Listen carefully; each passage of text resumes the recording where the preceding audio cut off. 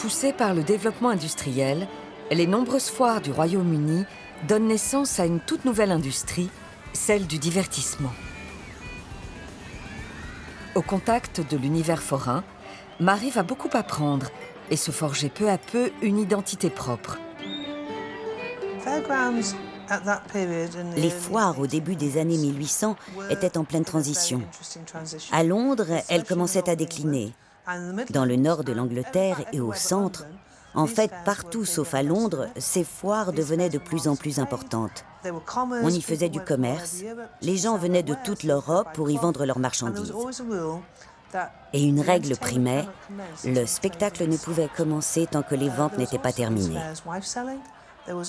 Il y avait aussi du bétail en vente juste à côté des attractions qui étaient par exemple des spectacles de théâtre, de magie, d'illusionnisme, des expositions de cire.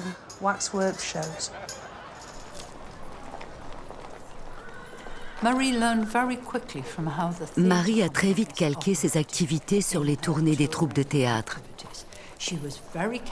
Elle faisait très attention avant de se déplacer d'une ville à l'autre. Elle attendait de ne plus gagner d'argent pour partir.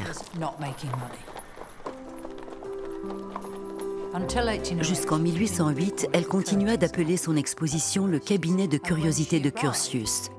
Et quand elle arrivait quelque part, elle placardait des affiches où il était écrit « Créé spécialement pour votre ville. Voici le cabinet de curiosités de Curtius pour votre plaisir, mais seulement pour un temps déterminé. » Elle ne disait pas « Nous sommes ici jusqu'à ce que nous ne gagnions plus d'argent », ce qui était en fait l'exacte vérité.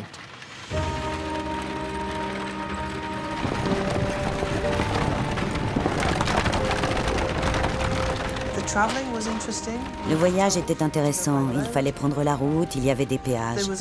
Chaque année, l'Almanach des foires de William Owen recensait toutes les foires du Royaume-Uni.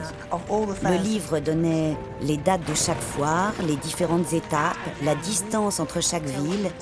Et c'est cet almanach que Madame Tussaud utilisait pour se rendre d'une foire à l'autre.